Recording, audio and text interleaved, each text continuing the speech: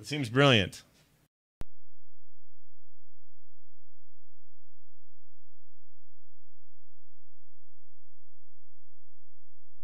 Afternoon bumping.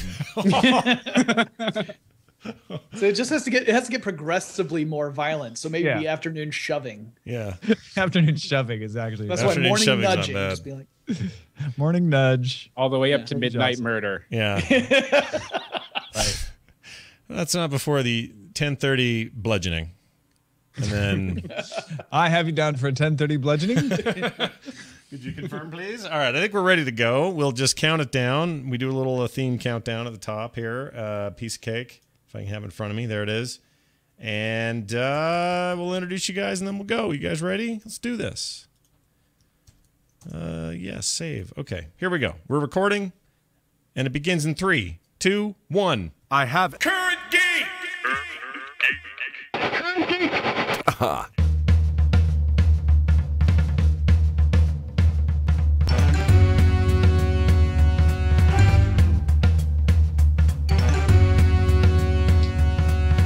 Hello, everybody, and welcome back to Current Geek. This is Current Geek for February 28th, 2014, and this is the weekly proceedings of the meetings of the FROGPANTS All-Stars Geeks of the World, and you to keep you current on all the things that matter most.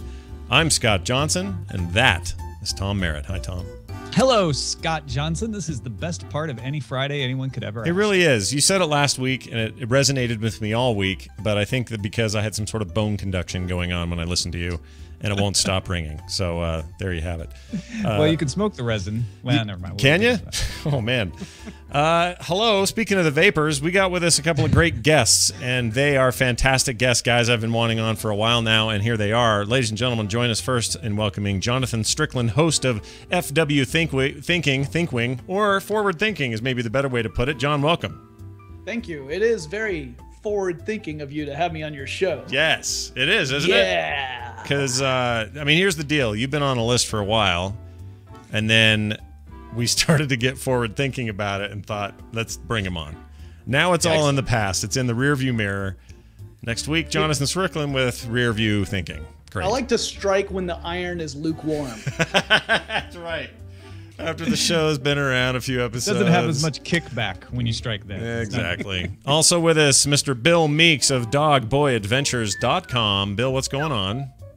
Not too much, Scott. Just I keep having to remember that I have to speak now because I'm usually just watching you. Yeah, there is a lot of watching. I see you in chat rooms all the time, and now you're not. Now the pictures on the TV talk back to me, so it's kind of weird. Yeah, no more of the screaming profanities at us anymore because we can hear you now. I like both these guys a lot because they're friends of the network. I mean, it's weird because we have kind of all the core people who are sort of working on stuff every day, and then there's these guys that kind of are in the outer circle but still sort of the inner circle, and you guys are kind of among those guys, and there's always sort of things going back and forth, and I like the idea of us extending the reach a little bit and bringing in smart people to talk about. I like to think of Scott as a strange attractor, and you guys are elements of that. Strange? Yeah, we're pretty strange. So my wife it makes sense. So my wife calls me a strange attractor once in a while. Well, good. Well, let's get right into the top stories of our week. Herbert Hoover, Secretary of Commerce in 1922, finds infant radio facilitates news gathering, as do many others in high public office. Thomas, take it away. The Education and Public Outreach Department of NASA's Spitzer Space Telescope made a video explaining the difference between fusion and fission. Now, you may say, Tom, you've just put me to sleep with all of those words. But let me tell you this. It includes Ellen McLean, the voice of GLaDOS, playing GLaDOS as the computer, and Casey McKinnon, friend of the show, is one of the people in there as well. Yeah, future guest. She's been on Forecast and a bunch of other stuff. Good friend of the program. I actually captured a bit of this. This is mostly the GLaDOS voice, but a little bit of Casey. Let's hear this little taste right here. The order was specifically for a science-based AI. At last, with access to NASA's science and data archives, nothing can stop me from remaking this pathetic world into my own efficient image. Why can't I access the network? Okay, here's the deal. It's good. It's really cool that they're doing this, but it immediately takes you back to Portal. There's no other way around it, which I'm sure that's what they intended to do. But I don't know if you guys remember when that Pacific Rim movie was coming out. they had a whole bunch of commercials and trailers before the movie came out, and in those trailers, it featured her doing that voice, and there was a lot of talk behind the scenes about Valve letting them do that, and it was kind of a cool thing or whatever. But it bugged people so much to hear that voice matched with something that wasn't Portal that they actually ended up going back and toning it way down in the film. Is this a case of the education being lost in the smoke of awesome video game references?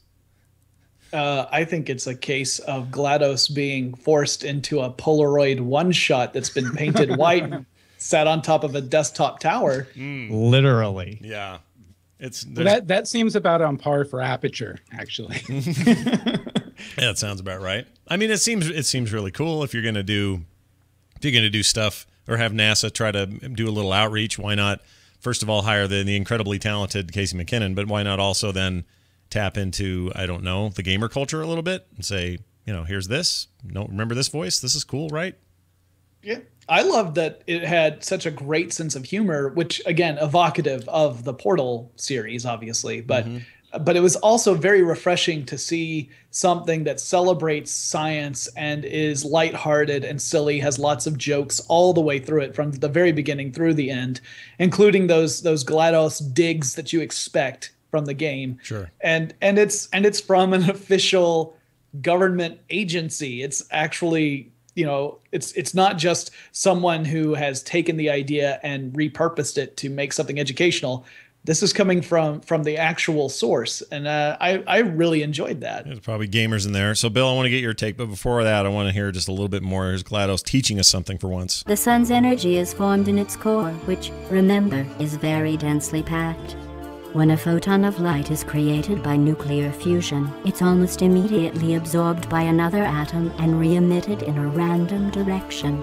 See, do you think there's a problem, Bill, with us not trusting what she tells us? Because when she would talk like that in Portal, it usually led to a room with harrowing puzzle platforms for me to get through, Well, I'm expecting the sun to be a total trap by GLaDOS now, for sure. The sun is a lie. The sun is a lie. Yeah. Exactly. No, but I mean, I think it's really smart to kind of mesh it together with, gaming stuff, because I don't know if I've ever known an engineer who wasn't into gaming, and if they're trying to get, kind of hook the next generation of gamers or NASA workers into thinking, it's cool and you should go into engineering and everything, it makes sense to cross it over with, one of the most popular games over the past decade or so. I've got a friend that works for NASA in Houston. I sent him, he's an engineer, and I sent him an email. I said, hey, what's your take on this? This is kind of cool. What do you think? And I expected him to come back and say, oh, yeah, that game's great, or this and that, and make these references. And he wrote back and says, I have no idea who that voice is. And so part of me is like, yeah, finally in the upper echelons of science and government, we have gamers who have grown up with games who are now kind of entering those worlds, and they're working there now. And this is happening more and more and more. It's only a matter of time before our next president was a guild leader at some point, and that's very exciting. But then I'm reminded once in a while that even guys who I kind of thought were with it are, not so with it anymore. Like, he had no idea what I was talking about. Scott, let me ask you this. Would you find it less reliable had the voice been Professor Frink from The Simpsons? That would have been awesome. Are you kidding me? Here we have, he would have been great. I wouldn't be too surprised if that hasn't happened somewhere. Yeah, something to that With effect. The hydrogen and the photons and the yay, hey. Yeah, that's pretty and the good. fission. Yeah. People should go check out the entire video, though. It's I think it's fascinating. It's good to watch. Scott, you know what I think of this? I think of this whole thing. This was a triumph. That's what I think. Nicely done. ESA's Gaia has begun a 5-year mission, literally 5-year mission, to explore strange new worlds, to seek out new stars, to boldly look where no camera could look before. 2 onboard telescopes focused onto the largest ever camera sent into space. The largest ever camera sent into space. Space Observatory is expected to catalog nearly 1 billion stars during its mission. It's really, like, they seriously call it a grand galactic survey. That is what it is. And it's so sensitive that they can compress down the data that's important for the stars, and they're only going to be sending 100 terabytes of data over the 5 years of the mission. One important thing it's looking for: asteroids on a collision course with Earth. Thankfully, somebody's looking for this. I would also like to say it's nice to see the crown of largest camera has finally been taken from my 7D, my fat 7D sitting over there. Sick of carrying that around my neck. What do you guys think about this? 100 terabytes may have seemed like a lot of data maybe 10, 15 years ago, but now that seems downright tiny to me. In 5 years, 100 terabytes, I will probably go through that much in bandwidth in the next couple of years. What do you think, John? Where do you is that? Do we have enough? Do we move hard drives in space? It's not so much the storage, it's the sifting through that data to find things that are meaningful. You may have heard, or I don't know, maybe you didn't, but earlier this week, NASA announced that they had verified the existence of 715 new exoplanets. 300 or so were Earth-like in the sense of about the same size, or 2.5 times larger or less than the size of Earth, which is a big deal. The interesting thing is they collected that data back in 2009 to 2011. So it's just now that they've been able to verify that information. So it's not just that it's a huge amount of information, it's that it takes a lot of time and effort to go through that and make it mean something to us. I mean, that's kind of the story of big data all around. Yeah, big data. It's interesting that this story Brett is Spider's really rap about, career, by the way, was called Big Data. Go ahead. Sorry. This is really about a camera, like the largest ever camera, being used to map the galactic star map in the most detail ever. We're going to see stars. We're going to know where stars are with better precision. We're going to see stars that we've never seen before. But you kind of latched onto that 100 terabyte number, and I know I did too. I probably shouldn't have even mentioned it. But it's just like, wow, really, 100 terabytes, that's it? That's all I need? I found that pretty impressive. It's the PC builder in us, you know? We were all like, yeah, dude, I got 20 gig of RAM. What are you doing over there? And there's this competitive nature to people who have built their own hardware, and I think we can't quite shake that entirely. This is probably more than they need. I mean, 100 terabytes of data, we're talking about a lot of photo stuff. Well, you got to think of it this way. It's like saying you can now fit more MP3s on your iPod, except you can now fit a lot more star data on a smaller drive. Yeah. They only have to send this much data. Yeah, good point. Yeah, oh, sorry, John. No, Bill, please go ahead. Oh, no, I was just going to say... Stop being polite. Start getting real. I'm sorry. No, but the compression, from what I was seeing in the article, and I could have misunderstood this, but basically, isn't it there's a computer on board that just looks for the important stuff? It's not necessarily that they're like, just like smashing it and, throwing stuff away. They've created a computer that will figure out what the important stuff is and catch it as it passes it. Yeah. So I mean... So kind of like an MP3. Exactly. It's a lossy star map. Yeah, sure. A little crusty on the high end. Yeah, some of the timber doesn't come over exactly as you'd like it. But, the thing I found really impressive, if you want to get away from the 100 terabytes, the thing I thought was really impressive was they compared the precision by saying, imagine that you are able to take a picture from 500 kilometers away and be able to differentiate between different human hairs. That's the intense. Equivalent of what this thing can do. Is that why you shaved your head? Coming out with that camera. Yeah. Is that why you shaved your head, Jonathan? Is that why that's... Yeah, I don't like it when NASA spies on my hairdo, which is exactly why I shave. Yeah, it's like, gotcha. It's skin, buddy. Back off. Yep. What else we got here? Well, Paramount Park Murcia, Spain on the Mediterranean coast is going to be opening up in 2015 and will include not only a Star Trek theme park, but condos, hotels, and a casino. I'm assuming Quark will be there. I'm really stoked about a Star Trek theme park, but I'm not stoked it's in Spain. I don't know the next time I'd get there. Actually, you were there not too long ago. Didn't you and Eileen go there for a trip? I went there in Barcelona, 5-6 years ago. Oh, geez. It's been that long. All right. Well, what do I know? But is it enough to draw you to go now? Like, Bill, would you get on a plane and go to Spain just to go to see Star Trek? I probably wouldn't. If it was, Vegas, Orlando, something like that. Yeah, a nice, couple day trip. But Spain, that's like, you got to block out a week, right? Yeah. At least. And you have to go and check out all the other sites while you're in Spain, unless you're such a huge Trek fan that you're just going just for that. And you're just going to spend all day in the park and sleep outside and everything. Sure. Madrid Trek fans, though, are like, score. Oh, they're freaking out. Yeah. This is like not far away. Yeah. 160 kilometers, I think. That'd be great. Yeah. I would absolutely go. Yeah, of course you would. You'd cosplay it up too, wouldn't you? Yeah, I'd go dressed as a Jedi. Mm-hmm. They love that. They love that. Yeah. And I would be telling people that the Force was with them. No, my parents wrote books for the Star Trek young adult series. What? Brad Strickland. Just check it no on. way, dude. Yeah. I had Brad these Strickland. books. That's my dad who wrote those. You are crapping me. That is insane. So not taking a crap on you. I grew up going to conventions and hanging out with the various Star Trek people. I mean, I got to meet Gene Roddenberry. I had breakfast with James Doohan. Actually, I'm naming all the ones who have passed away. I'm the touch of death for Star Trek. Keep John Strickland far away from Spain, everyone. Yeah, that's why I was specifically not invited to go see Waiting for Godot with Patrick Stewart up in New York.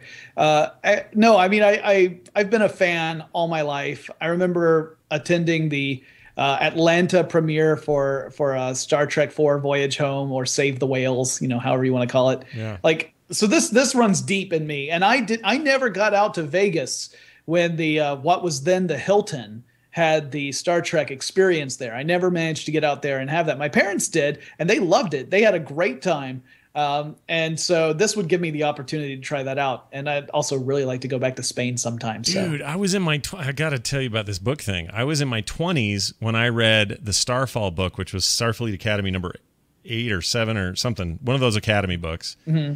I didn't know that was your parent. Well, how would I know it's your parents? Of course I wouldn't. But this is where we learned that Picard's best friend is named Lewis, of all people.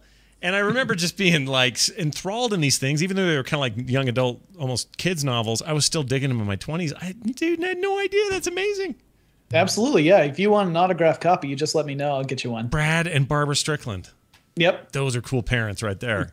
Oh, no, I had the coolest, well, still do, coolest parents. Oh, that's amazing. All right. Anyway, I'll try to get over this now, but I'm freaking out. I'm having a little bit of a starstruck thing going on.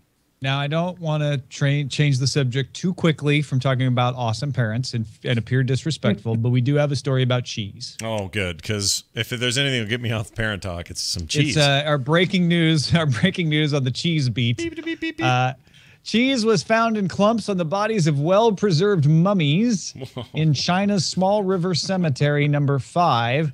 They identified it using analysis of the proteins and the fat content, and they even speculate that it was rennet-free, made using kefir. Wow. Okay, so do they have any? What are the theories as to why? Is it a preservative, like to keep the bodies from decomposing? Actually, the fact that cheese would have been included is not that surprising. A lot of foodstuffs were buried with mummies. It's just, part of you can take it with you to the other side. So have some cheese. Why wouldn't you? But the fact that it was so dry in this area that the cheese actually stuck around. It didn't just disintegrate. It didn't degrade. I see. Kind of like, so mummification would happen to the cheese as well. But I like to think of it as like one of those weird people that we all know that are like, yeah, dude, I want to be buried on my motorcycle, or I want to have whatever. And I just see some grumpy somebody going, listen, I only ask one thing, and that's you bury me with my favorite cheese. When you freeze dry me into a mummy, freeze dry my cheese. Hey, you guys know what they call a mummy with cheese in China? No. Neither do I. Okay, good. Just thought I'd throw that in there. The first thing I thought when I heard this wasn't a few months ago, wasn't there like a bag of weed? I'm sorry, it's a family show, pot, found with a mummy? You could have said. I think you could have said weed. It would have been fine. Yeah, weed, not family. Yeah, I think weed's fine. I don't know the nomenclature like you guys. I'm sorry. Sensimilia. That's all right. Didn't they find like a bunch of doobies in the Doobie Brothers? Yes. I would be offended if this was 1972, but I'm not now. So wait, they found weed with a mummy? Yeah. I believe it was over in Egypt or something, but they said first off, you can't smoke it because the active ingredients had kind of evaporated off of it. Yeah. But I don't know, maybe these two ancient rulers were going to meet up and smoke some Egyptian weed and have some Chinese cheese. That's crazy, dude.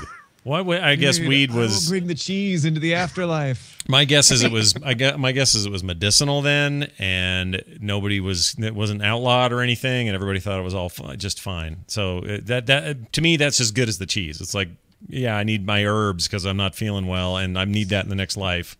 Yeah. And the other guys, well, I feel fine. I just need my cheese. I get it. These stories just make me want to put in my will so that after I die, I'm buried with various snack foods to confound future archaeologists. The Doritos were found perfectly preserved. Right. He had some Ho-Hos, some Girl Scout cookies. Yeah. What is a Sally Dorito? Madison oatmeal pies were untouched. Something called French onion dip. Oh, man. You're killing me. This all That would sounds really good. That would get nasty after a few thousand years for sure. Sure it would. And the Twinkies were untouched. Myth, I know, myth. Yeah. Just kidding. Yeah. Hey, you can also look up food that you can eat now and not wait for the afterlife by typing "show me the menu for" and a restaurant name in Google now. What? And it will give you full menu search results for whatever restaurant you Okay, type. the first one, you know, they have suggested searches, right? When you start typing stuff in. Very first one, this is an interesting anecdotal sort of thing. Show me the menu for Buffalo Wild Wings is number 1. Show me the menu for Applebee's. That should be number 50. I don't know why that's up here, because that's gross. That's like saying, show me the contents of the dumpster in the back, and that's the same. Show me the menu. Unless they want to advertise, and then I'd take it all back. Let's see. Show me the menu for Wendy's. Show me the menu for Jason's Deli. And then finally, show me the menu for Burger King. Nobody wants to see the menu for McDonald's on here. Man, what's going on with that's funny. Jason's Deli? I was getting the same ones as you, except I have no Burger King. It just stops at Jason's Deli. Oh, weird. So I did that search, but all I get is the regular links. What did I miss? Did I miss something? Show me the menu. Well, this is something that's supposedly launched. I wonder. It works. I did it in Chrome, and I used "show me the menu for Fox Brothers Barbecue." It's a barbecue joint. Maybe it doesn't right down work the well with street. chains. Yeah, I'm not getting anything for any of it. Let me see. I'll just think of a place I would go. Like, show me the menu for oh gosh, Cafe Rio. That's a close thing. Rio. And I probably should have spelled it Rio, not Fio. All right. Her That's name is Rio. yeah, it's not. Yeah. Maybe they're rolling it out because I'm not getting it on any of those. What I browser didn't get are it you either. Yeah. Yeah, I'm not getting it either. Weird. What browser are you guys using? Chrome. Chrome. Yeah, it worked for me. Yeah, when I did it, it pulled it up. It pulled it up within the search results. So it wasn't like it was a separate page. It was the first thing that appeared underneath the search bar and had multiple tabs, in fact, for things like the first was an overview, which had just a few of the different options you would find on the menu. Then they had things like the salads, appetizers, main dishes, that kind of stuff, all in a little tab section right there below the search bar. And then it would scroll, the window would size depending upon how big that section of the menu was. So it worked perfectly for me. Yeah. Yeah, the one in The Verge is for a restaurant in San Francisco called SPQR. And the picture shows what you're describing, John. But when I do the same search, and granted, I'm not in San Francisco, so maybe that's why, it doesn't work that way. It doesn't show me that menu thing. It must not have rolled out. I did a just for fun, since it wasn't listed. I said, show me the menu for McDonald's, and it came up with a dead raccoon on the side of the road. So that's not it's the menu working. for McDonald's. Working in Salt Lake. Woo! Show me the menu for SPQR San Francisco brings up the little thing. So they obviously just don't have all the menus that one would want yet. Yeah, that I'm guessing, because everyone's got their own website. Someone's in WordPress. This other guy's menu's up as a GIF on a freaking Tumblr blog. Like they're going to have to slowly probably crowdsource some of this. Sausage stuffed quail with spiced bread sauce, cipollini, onion, and persimmon. Antipasta. See, I'm glad that we're getting away from websites where for restaurants where they put the menu in Flash, where it made it impossible to pull it, where you could not pull it up when you were out and about, and you try and pull it up on your phone, and because your phone wouldn't support Flash. Yeah, that was bad. Those are bad times indeed. But I'm glad to see I'm glad to see they're doing this. This is cool. Yeah, I 100% agree.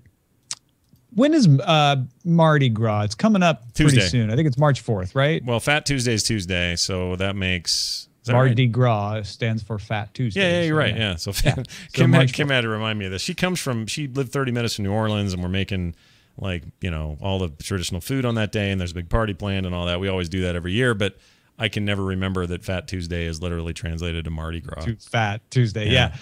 If you know anything about Mardi Gras in New Orleans, you know about the crews that do their parades. It's a traditional thing. Some folks have created, and it wasn't an easy thing to do, the intergalactic crew of Chewbacca's, the drunken Wookiee. It's Mardi Gras' only official sci-fi and fantasy-themed organization. They have unveiled Chewbacca's since 2011, so they've been doing this for a few years. And this year, They have tapped into the $42 a year members. That's how much you pay. Hitchhiker's Guide right there. They're calling it Wrath of Carnival. Oh, Lord. And they've got a mecha Godzilla with fireworks on its back and flame releasing from its head and nose. Well, anchor the parade. You know the old saying, you throw them the beads and you yell, "Show us your mecha Godzilla." That's how it works. Show us your flames. Right. Yeah, they actually talk about it's very much a do-it-yourself kind of group. They really embrace that ethos, and it includes the stuff they throw out to the crowd. So some people throw out little TARDIS shaped bean bags that they've made at home. Some of them throw out towels that have 42 on them, stitched on them. Some of them throw out homemade beads. I will say this particular group already did their parade, because in New Orleans, the parades start at the beginning of February and go all the way through until you hit Mardi Gras. Yeah, that's true. And they had theirs, I think, on the 22nd. So I went and looked at some pictures and saw their Mecha Godzilla flaming. It looked great. Yeah. Oh, Jeannie found the link, chewbacchus.org. So you cool. spell it CHEWBACCHUS. Chewbacca. Is it going to greet me with a MIDI file going when I go? Oh no, it doesn't. Thank goodness it didn't. That's cool.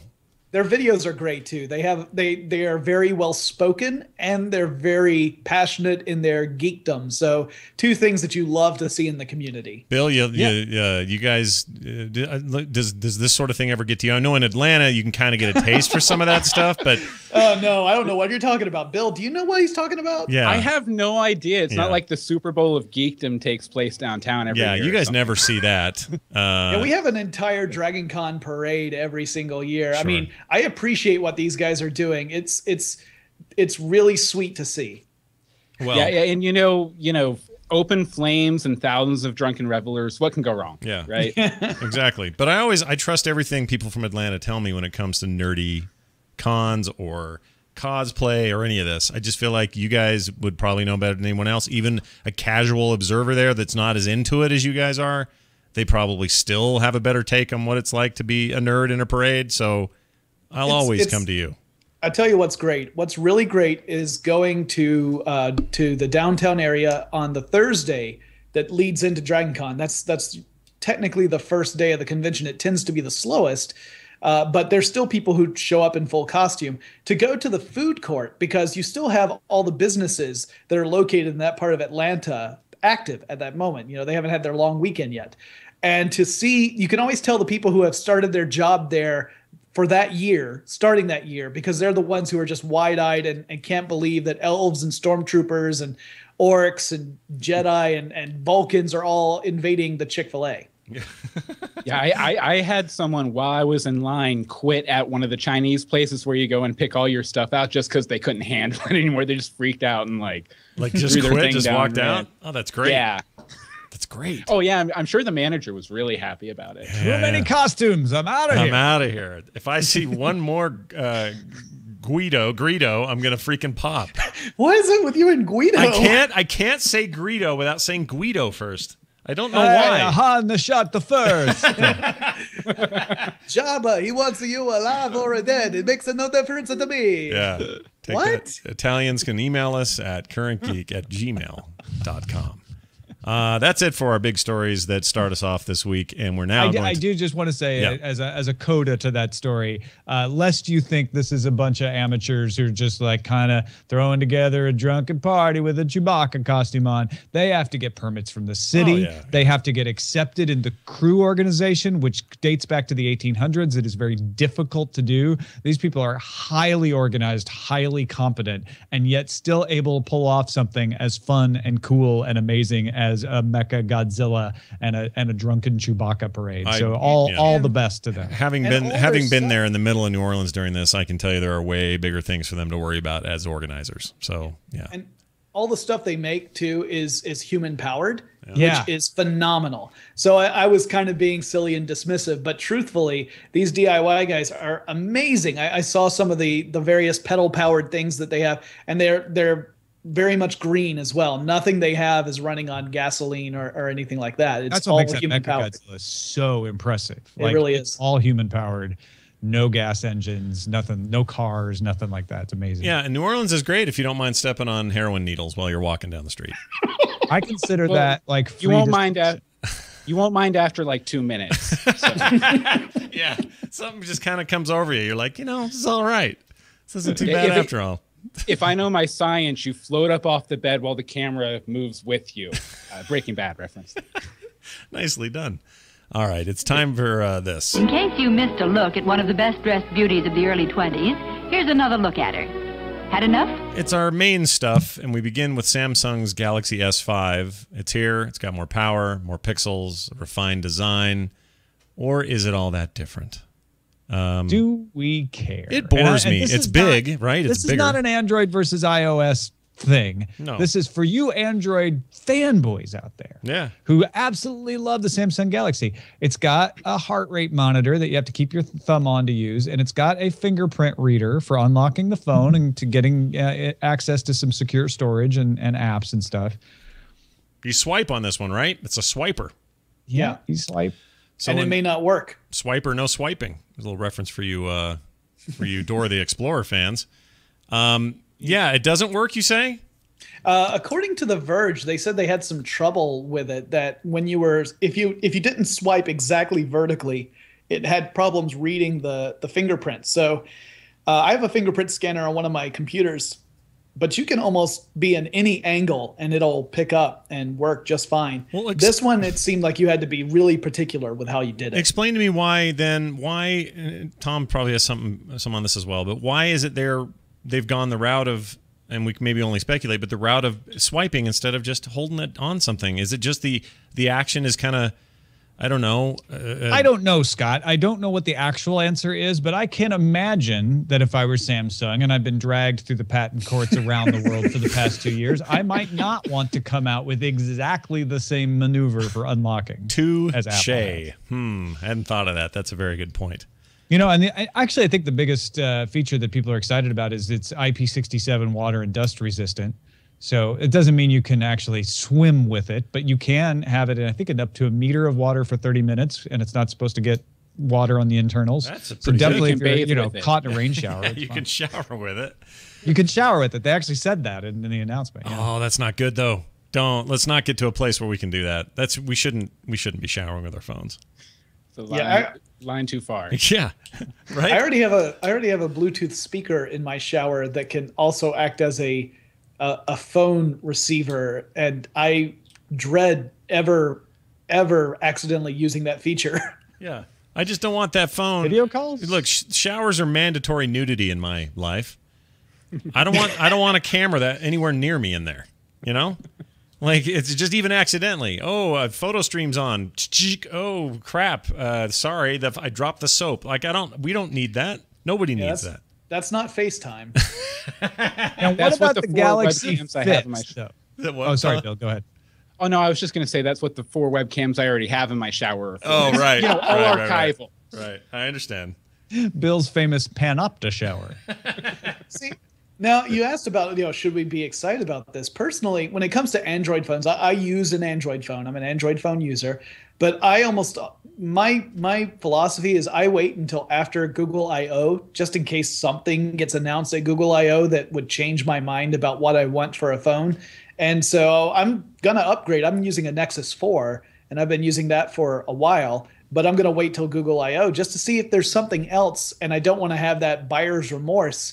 Apple, it's tough already because when you buy a new iPhone, the next year they're going to upgrade it. Then you have that question you ask yourself, do I pay to go ahead and upgrade early? But with Android, you get a new phone every few weeks. And so that buyer's remorse hits you hard and fast, no matter when you get your phone. Yeah, even if the phone's a little cheaper or, the carrier had a deal to swap it out, even those things, they can add up because there's so many new ones so quickly. I'm with you. You wait for, basically what you're doing is you're saying, I want the part of the Google phone experience that is the most Apple-like, and that is, what does the mothership say that I should be getting? And you want to hear that first before you go, oh, okay, well, HTC One's still a good choice or whatever. I think that's an interesting part of that whole ecosystem is that Google I/O is, for at least those in the know who really pay attention to this stuff, that is the kind of launch point for them. So if an S5 is in their future, they're not going to know until they've heard what Google has to say about their own brand. S5 comes out April 11th. Google I/O is until June 28th. So be waiting a while. It's a couple months. It's not the end of the world. It's only a couple months. We'll have E3 by then. It'll be deep. What do you guys summer. think of the Gear Fit? They announced 3 different versions of the new Gear, and they don't call them Galaxy because it's running Tizen now. It's not running Android. Different operating system. A little slimmer, better camera placement on the regular Gear, but the Gear Fit is this curved glass that has a heart rate monitor that to me makes sense because it's against your skin while you're exercising. I think it makes more sense from a just from a general way things are going. We talked a bit about this last week about wearable computing, and the way things generally seem to be going is there's a lot of interest in the fitness side of wearable computing. So even if that's just where we start and we branch out from there, that's a strong market. There's already proof that it works and that people can find success there. Nike and Fitbit have done that. And others are getting into that mix, and Apple will likely have some sort of wearable that'll probably be fitness focused. So to me, this is where they should have started in the first place. I'm a little surprised they didn't. See, like the wearable computing, it really didn't interest me until like 2 days ago. They hacked the Fitbit to pause your Netflix if you fall asleep. And I could have saved so much time going back and rewatching episodes of The Shield if I had that feature available. Because I would always start at like 8 or 9 o'clock at night. I'd get through one episode. Oh, I'll do one more episode. Fall asleep 10 minutes in. Think I was 5 minutes in. End up hours wasted. Oh, the trouble that Vic Mackey and Shane got into while you were sleeping, dude. I know. See, I could never use that because I do a podcast where I watch really terrible movies with a couple of other guys, and falling asleep is my defense mechanism. I can't have the movie pause. Oh no, we'll wait to show you the horror. But see, then all that terrible gets into your subconscious, and you eventually become a husk of a man. Oh, that happened years ago. Years ago. Man husk, exactly. On Strickland, man husk. Also, Mount Gox. Is it Mount, Brian or Tom? Yeah, it's Magic the Gathering is where it comes from, but it is kind of over the years just become Mount Gox. All right. So people still go, you really shouldn't call it Mount. It's not Mount, but it's Mount. And you know what? It doesn't matter because it's going away. Well, it's interesting because you were on the show on the morning stream this week doing the best description I'd heard to date about what Bitcoin is for people who don't get it, which in that case was me. And it really helped me a lot to sort of understand it. Little did we know that this week, one of the world's largest, or the world's largest, or once at some time it was, largest Bitcoin exchange has shut down. And that represents, what, millions of Bitcoin dollars? What does this mean? Yeah, there's about $400 million worth of Bitcoins that have been lost by Mt. Gox. That was the story on Monday. They shut down. There was a leak of a slide deck that was their plan for recovery. Mt. Gox hasn't confirmed that slide deck is real, but most of the journalistic outlets have found a source. They'll go, yeah, that's actually the plan, or it was at one point. And the idea is to essentially say, we don't have all these coins. They were stolen through a vulnerability called transaction malleability over 2 years. And so we need to rebuild the confidence of our depositors. We need to get back to some kind of financial fluidity again. And in the meantime, the site has been shut down. And just today, they filed for bankruptcy, the Japanese equivalent of Chapter 11 bankruptcy in Japan. So they are on their way to a restructuring. Their CEO, Mark Karpeles, has bowed and apologized in public, which is the step that a Japanese CEO has to take, and he will probably step down. Now, if this leaked slide presentation is correct, they'll wait until they have a replacement to announce before he does step down. But yeah, this is the world's largest Bitcoin exchange. It's in deep trouble. There are big questions about whether it will actually survive.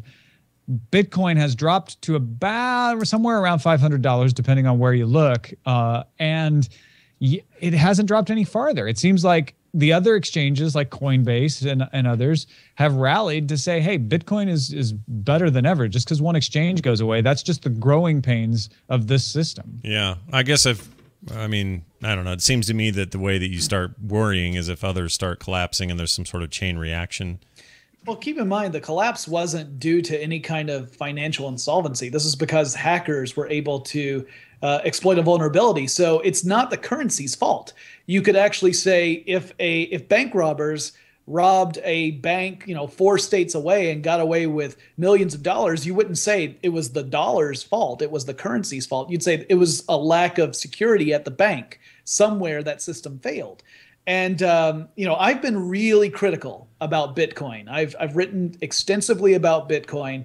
But at the same time, out of just pure honesty, I have to say it's not the fact that this is a digital currency, other than that's how the robbers got at it. They were able to get at it through a digital means, but it's not that, it wasn't some security flaw in the currency itself so much as the way the exchange was handling things. Yeah, it was a known vulnerability that Bitcoin, or that Mt. Gox did not properly account for, and it caused accounting errors, which allowed them to not know they had lost that many Bitcoins over 2 years. Yeah. Bill, how you feel about Bitcoins and the state of things with the Bitcoin?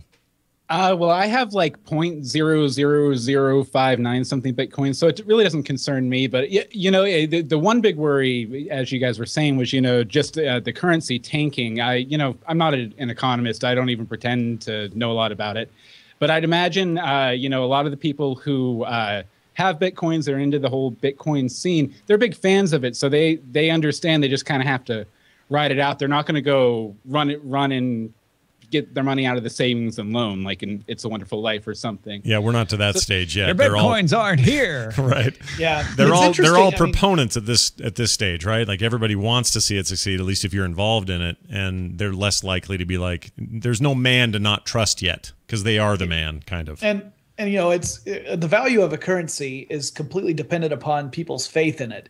So it's interesting to think, if people stand by it, it will remain valuable because people will value it. There's no magical switch somewhere that goes on or off for value. But if people lose confidence in it, if this becomes a snowball effect, even if it has nothing to do with the currency itself, but more in the way the currency is kept, that could be the doom of the currency. It's so psychological. When you get down to any kind of financial market and you dig really deep, it gets a little scary about how much of it depends upon faith.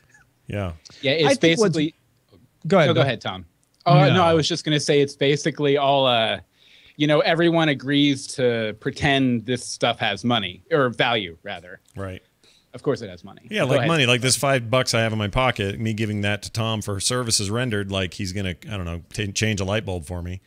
That's just a piece of paper, really. I mean, it's only because he believes it, and he believes that when he takes it from me and he goes and buys some other services with it, that they'll accept it. And it's all just this, everybody's got to believe or you're screwed.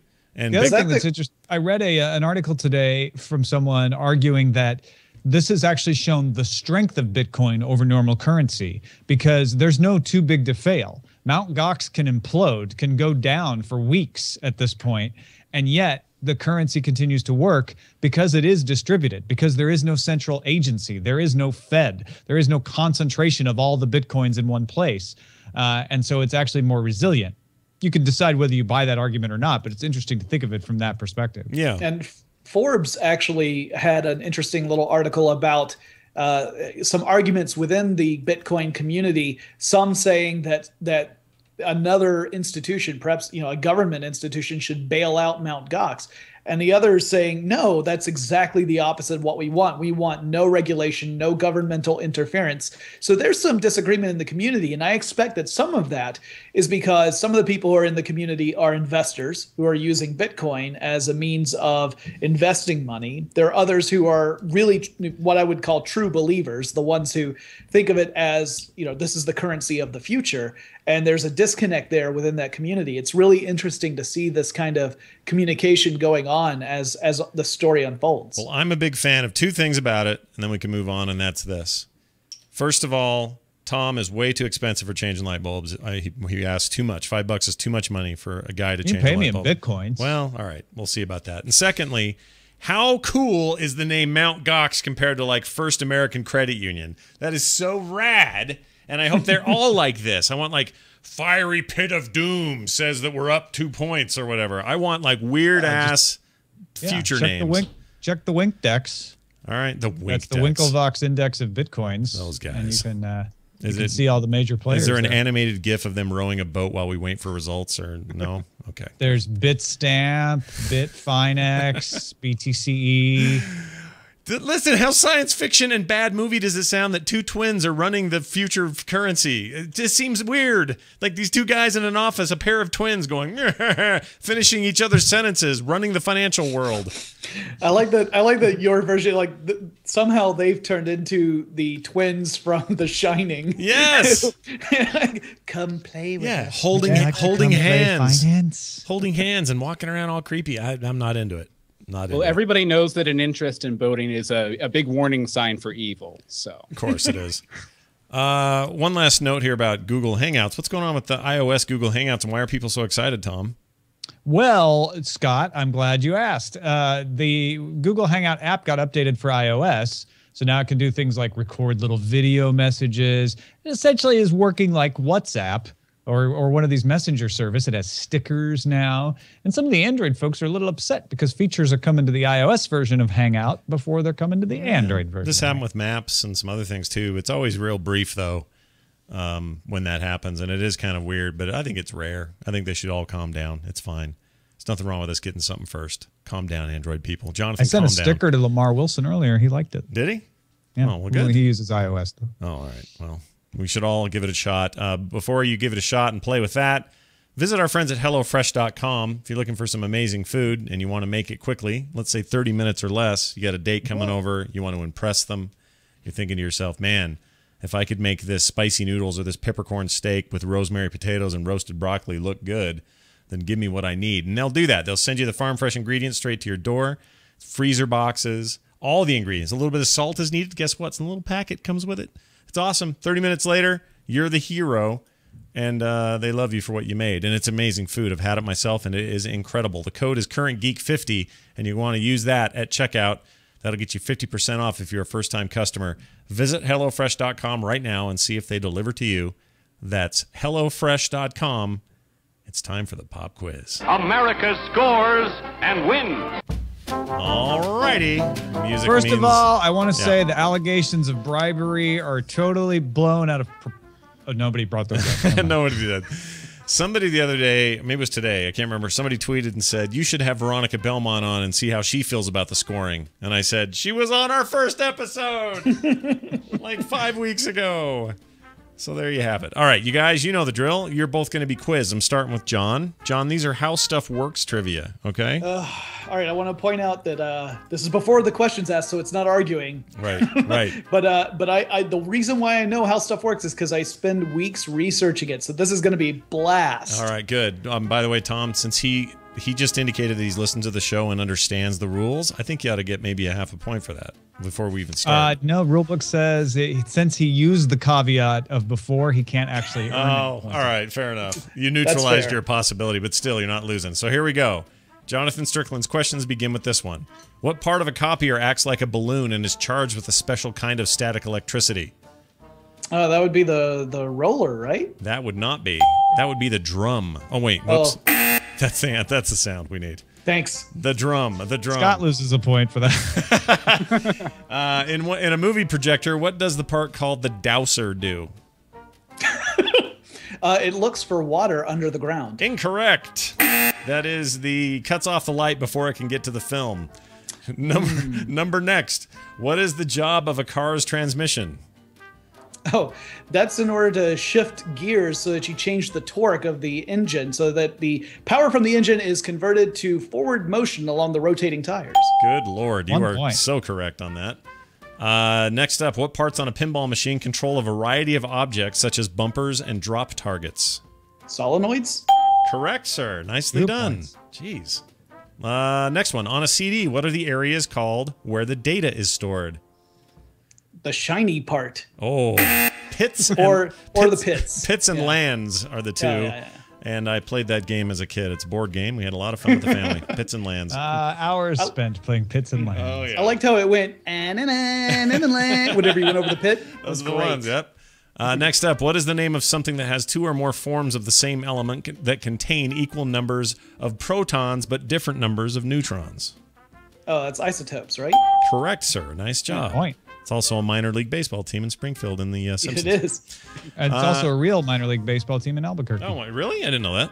Yep. That's great. What is fuel made from corn called? Ethanol. Correct. Ethanol fuel Point. is correct. What is the base material used in all Lego pieces? Oh gosh. I mean, it's plastic, but I don't know what it's Love. officially called. It is. Love. Nice. It is love. I'm gonna give. Well, he's right. It's ABS material. Right. So I don't know what to give you here. If he says plastic, Tom, that's not specific enough. Plastic. Look, I'm gonna take myself out of this one because there's so many different types of plastic. All right. Well, this stuff is pronounced acrylonite, renite, butane, butadiene. That's a polymer long chain molecule that you're looking at right there, which is actually a chain of monomers that have been connected together, which give it its flexibility and durability. Oh, well, that means I you play give me a this. quarter point for that. I don't care How what you about say. a booby? I have to play that every time somebody says something hard for me to understand. Next, okay, good. Next up, so you gave him a quarter point. Nice job. What does MIDI stand for? Oh gosh, you know what? I honestly cannot remember, and I've done an episode on it too. That's right. It is Musical Instrument Digital Interface. Oh I man, thought it stood for man. It's doing it. Final question. Here you go. Effing magnets. How do they work? oh, that's magic, dude. That's miracles. Come on, Insane Clown Posse taught us this. Incorrect. Opposite poles attract each other is the right answer. But you probably. I'm gonna have to send you a video, Scott. Yeah. No, I believe by citing and saying Clown Posse, John is correct. He's going to get a point for All it. right, point for that. Let's see how this stuff works here. All right, Bill. Expected. Before we figure out his score, you got to put yours up against his. Yours is Superman trivia. I happen to know I'm you're so terrified to get wrong. You're a to get big things wrong. Superman fan. I've heard this, so chances are you're going to do well. So here we go. According to the movie Man of Steel, what does the S symbol stand for? Hope. You are correct, sir. Nicely done. Point. Also, the Mark Wade series Birthright is where they got that idea. Oh, that's cool. That's a good show series. Next up, Superman once fought Muhammad Ali. What rule was put into effect in this fight?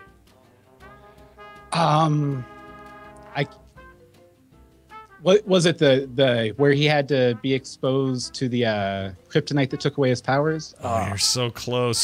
But no cigar. They had to fight under a red sun, which takes away Superman's powers. Very the close. sad thing is, I was listening to a Neil Adams interview like last week that was talking all about that, and I just... You missed it. In the series Hush, it's great. I have the Ultimate Edition thing. It's awesome. Which DC villain briefly had Superman under their control? Poison Ivy? You are correct. Poison Ivy is Point. correct.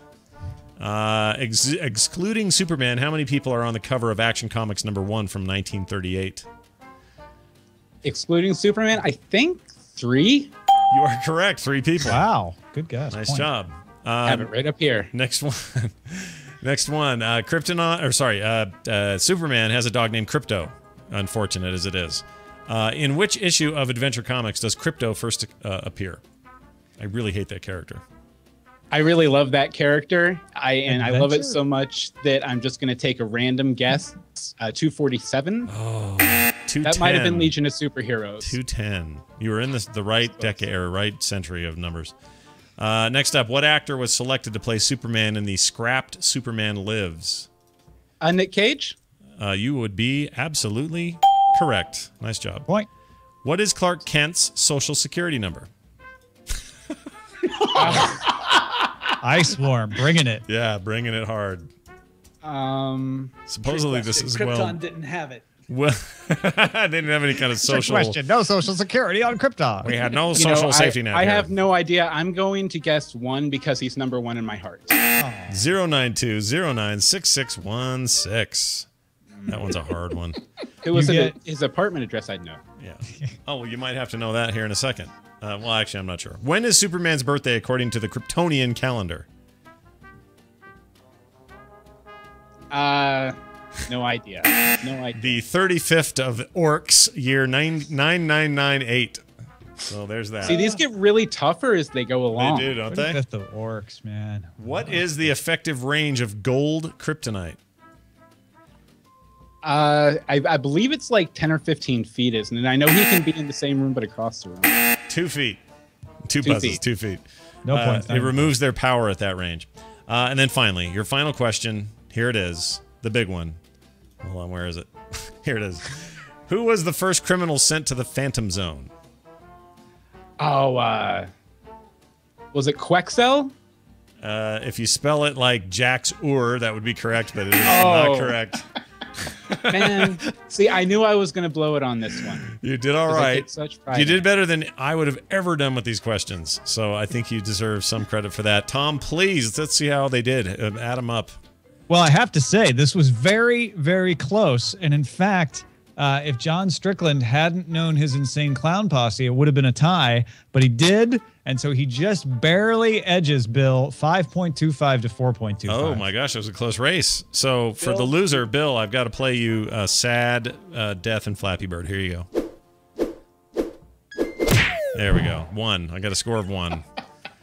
Wow, and I owe John a death drink now. Seems sadder when you're actually playing it. I know it is. Congratulations to both of you, though. You both performed admirably, and really, what else can you ask for in this day in 2014? Yes, well done. Yeah, nice job. What sort of future do you think we're heading for? How will we live as we slip into the 21st century? The future promises even more startling things to come.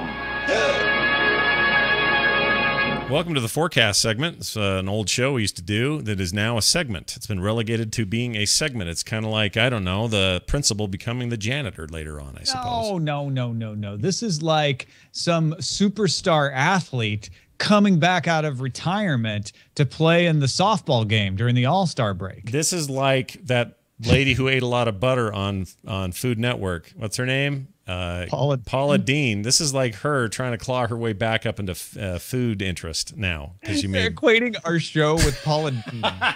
I think it's like Gorilla Monsoon, who was an amazing professional wrestler, but an even better commentary personality in the early days of the WWF. Wow. Not the star attraction, but up in the booth now. Given the insights. I like that. Yeah. Either way, I find it's more like a podcast I used to listen to a few years back. Okay, good. I think that's accurate. This entire conversation, I could say this about. It's very distressing. All right, enough of that. I have a prediction, Scott, this week. All right. In 10 years, there will be no more cable television companies. What? When I say that, what I mean is that cable companies are going to transition to either just being ISPs or being internet companies. The cable television company that rolls a truck out and hooks up wires, going away, gone. In 10 years, it'll be thought of as antiquated as the typewriter repairman. This is what's going to happen are two things. One is the existing cable companies that have ISP businesses will continue to be ISP businesses, and that'll become their main business. So when I say cable TV companies are going away, I just mean the cable TV part of their business. And then what's going to replace cable television is the certification app. Yeah. So in some ways, Time Warner Cable, Comcast, in this prediction, would continue to exist as a service that you could buy that would allow you to log into multiple channels, websites, apps, etc., and be verified as like, oh, yes, you get to watch our shows now. Similar to what's going on if you're already a cable TV subscriber and you can log into ABC and watch ABC shows faster than if you're not logged in, and the way HBO Go works, etc.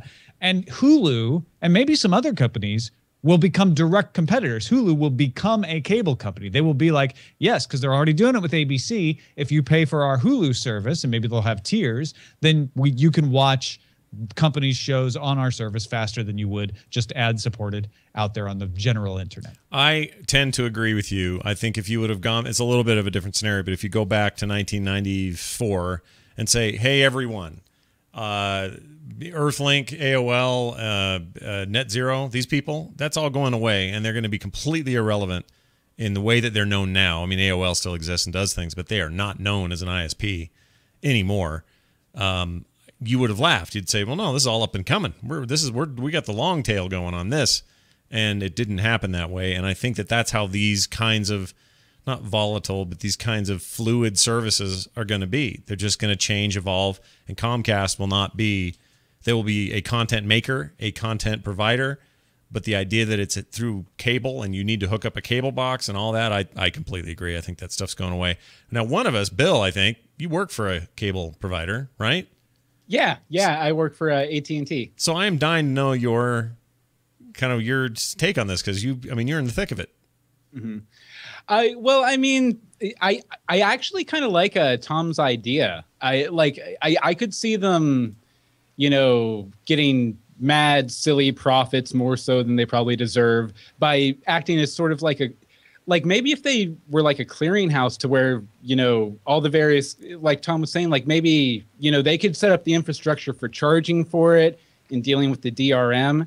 And then all these other smaller companies can focus on just making content and not have to worry about all the web stuff, which would be cool. Hey, I just wonder, you know, what'll happen if this does happen, what'll happen to all the lines under the ground. Like, it seems like they should be able to appropriate those for something besides cable transmission. Well, it's like the whole copper question with dial-up and you know, all that stuff. It's kind of the same question. Like, what are you going to do with all this infrastructure once you're not using it anymore?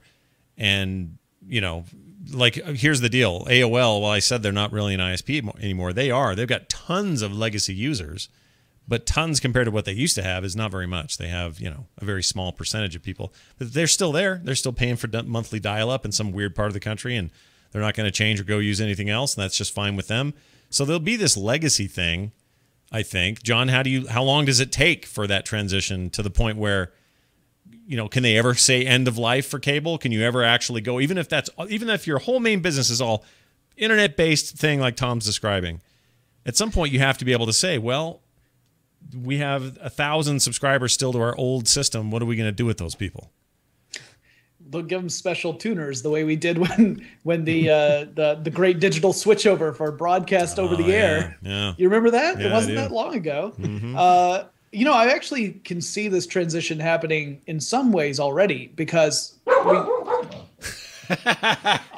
can't apparently too. The dog just spoken. The dog disagrees. Yeah. No, but I was thinking specifically of, you know, you mentioned Comcast.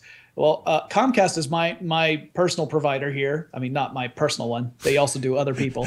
But John is the only subscriber to Comcast in Atlanta. The rest of you guys are just poaching my internet. Yeah. No, but anyway, they have an app for the Xbox, the Xfinity app, where you're able to access all the different television programming on demand for all the channels that you subscribe to through whatever your cable package is. So you have to have the cable package in order to use this app this way. But it's kind of, you can see it being a step toward this direction where instead of, you know, maybe a few years down the line, it's no longer, the cable box is not part of it at all. You do have to pay to get access to whatever tier of programming. Maybe it's a little more a la carte. I know a lot of people would like that. That's a really, really tough business to break apart like that because just the way cable deals work. Yeah. Because you usually are talking about packaging together lots of different channels for a cable deal to sell off to cable channel, you know, cable companies. And the reason why you package them together is that way you can put some of the channels that may not get as much traffic otherwise or as large an audience, you can package those with the really popular ones that do get, you know, a lot of audience and therefore are very attractive. That's a business that's been entrenched for a while. It's going to take a lot of time. It's not going to be, I don't think it's impossible, but I do think it's going to take a lot of time and effort for that to really transform because this is one of those businesses that gets a lot of there's a lot of inertia, you know? So yeah, and a lot of complicated stuff connected to it. I mean, right now Comcast is my internet provider. They have already become the company Tom is foreseeing for me personally. I have no cable.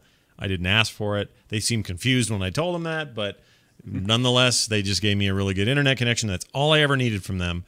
And so in a lot of ways, there are a lot of people like me, and in a lot of ways, we're the ones setting them on that track.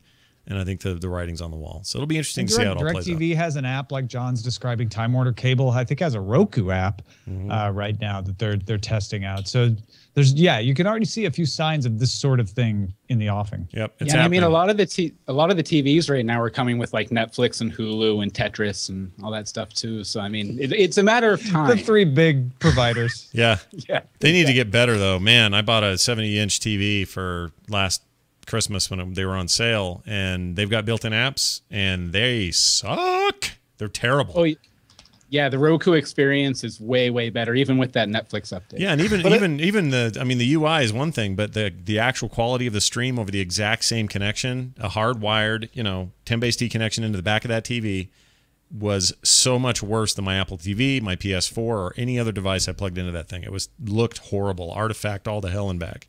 So I don't know what they're doing. At least those apps are huge on a 70-inch screen. Yeah, I guess so. No, not having any trouble seeing it. It was there. The apps here are terrible and in such large portions. Nicely done. We have a couple emails and then we'll get out of here. First email comes to us from Robert Vanderloop. Robert Vanderloop. There you go. I read that funny. He says, just listen to the last podcast and your explanation of what would be a good smartwatch sounds a lot like the Pebble watch I have on my wrist right now for the last few days. Although I can't vouch for it yet, it sounds a lot like the $150 device you mentioned for exactly that amount. Any specific reason why you didn't mention the Pebble? Cheers, Robert. Yeah, why, Scott? Okay. What do you have against the Pebble? I didn't mention the Pebble for this one reason. It feels like stepping stone technology. And I've said this about another piece of hardware that I love, which is the Oculus Rift. And I love everything around it. I love all the excitement about it. I love the Rift. But I, sadly, for good or for bad, maybe I'm going to be wrong, but I feel like they are, hey, here we are with a cool thing. Excuse me. But right around the corner, Sony or Microsoft's going to come in and swoop in with a lot more money, a lot more R&D, and a lot more willingness to take your idea and take it to market. And they're going to be the mainstream thing. This is the Rio music player before the iPod hit. This is the, that's how I see it. I see it as this stepping stone tech in the middle. Again, we need people like that. We need companies like that. We need technology like that. Not everybody can break through that. And I just feel like somebody's going to swoop in and do it better, and then they're going to be a forgotten memory. Yeah, so basically, you don't want to fund the research and development. Yeah, kind of. Yeah, I love my Pebble, but I totally understand what you're saying, Scott, and I agree. This is the kind of product that really appeals to a certain type of person, the kind of person who really wants to see these independent developers kind of innovate in this space. But you do it knowing that the larger companies are going to look at with great interest on seeing what works and what doesn't work, what resonates in the market. And then they're going to put the power of an enormous multi-billion-dollar corporation behind developing something that has a much broader appeal than a device that works great. I love it. But I admit this is something that appeals to a certain segment of geeks and not necessarily beyond that scope. Yeah, it's the ColecoVision to the Atari. It's the Atari to the NES. Like, there's just these stepping stone companies, and I just feel like the Pebble, quite literally, the name is so apropos.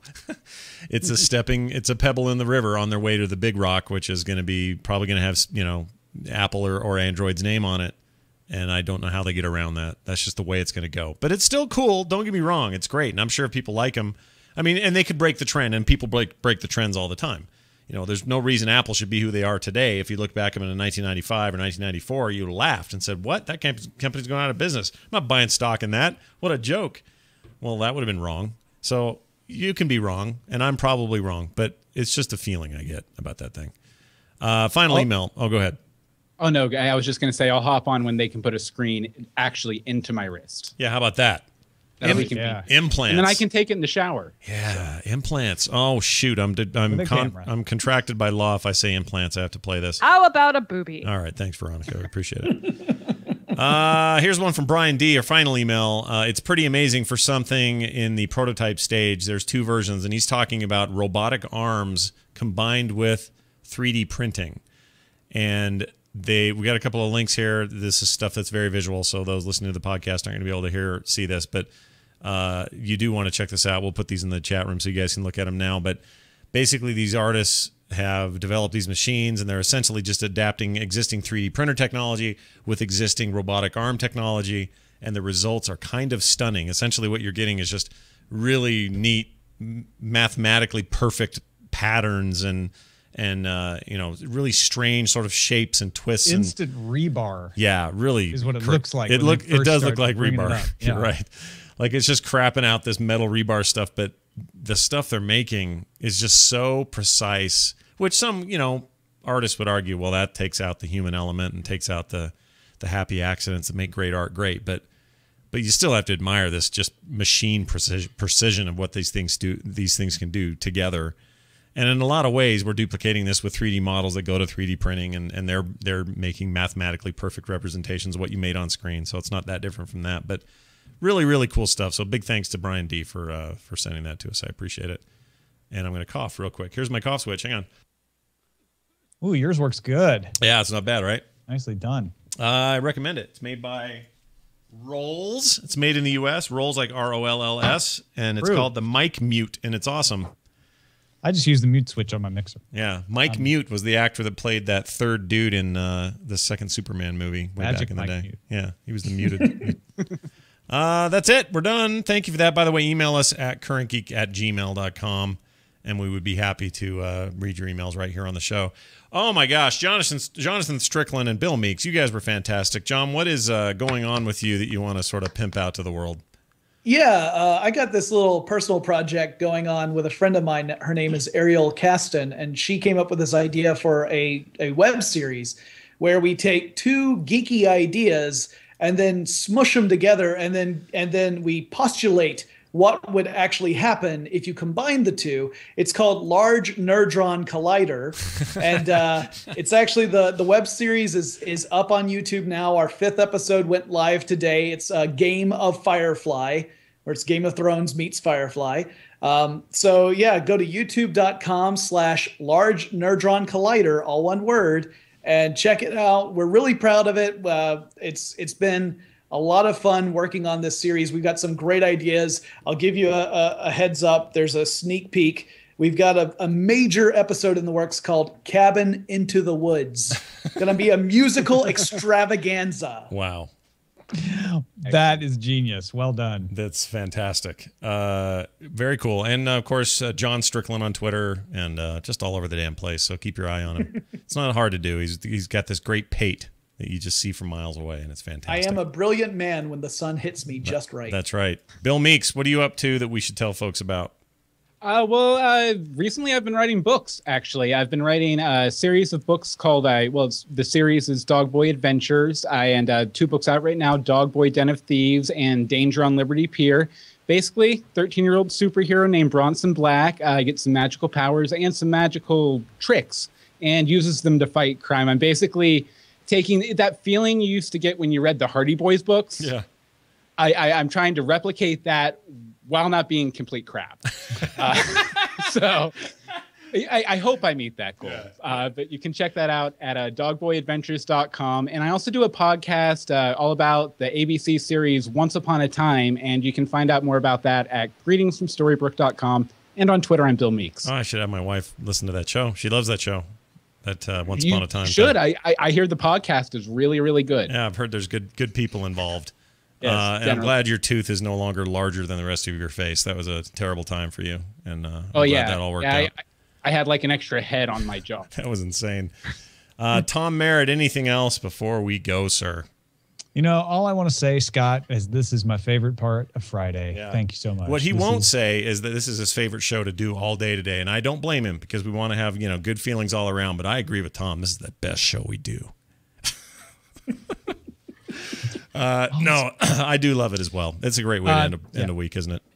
Yeah, absolutely. You know what I should say is anybody in Austin, Texas, next Saturday from 3 to 5 p.m. Central Time at the Handle Bar on 5th Street in Austin. Myself, Justin Robert Young, Brian Brushwood, and Veronica Belmont will be there live for a Diamond Club meetup. So if you're going to be in town for South by Southwest, or you just live in Austin, you don't need to be part of the conference to come.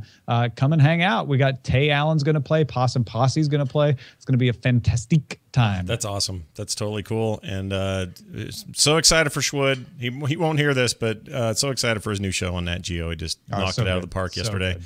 Yeah. Good job on that. Also, a couple of bits of business. We will, because of his trip there and some other things that are happening on my end, there will be no Current Geek next week. We are skipping a week next week only. But we'll be right back the following week, and we believe Casey McKinnon, who we talked about that NASA thing earlier, will be here and be one of our guests. Yeah, just waiting for final confirmation, I believe, is on its way. But anyway, we'll let you know about that as we get closer. Also, Nerdtacular 2014 tickets are available. They're going faster than they've ever gone before, so if you haven't got them, you probably want to get on it. They're available now at nerdtacular.com. All the links to everything that we know so far is there, including better rate on hotels and what code to use and where to go to do that, and get your tickets reserved and all that other kind of stuff. So look for that. That's there now at nerdtacular.com.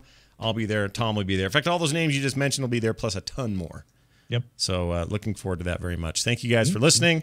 CurrentGeek.reddit.com is our Reddit page. Submit stories there. We're happy to pull those into the show as well. We're really grateful for that when you guys do that. means a good deal to us. CurrentGeek@gmail.com. On Twitter, CurrentGeek. Scott Johnson and Ace Detect. It's going to do it for us, for me, for Tom, and for our fabulous guests. We'll see you next time. Court is adjourned.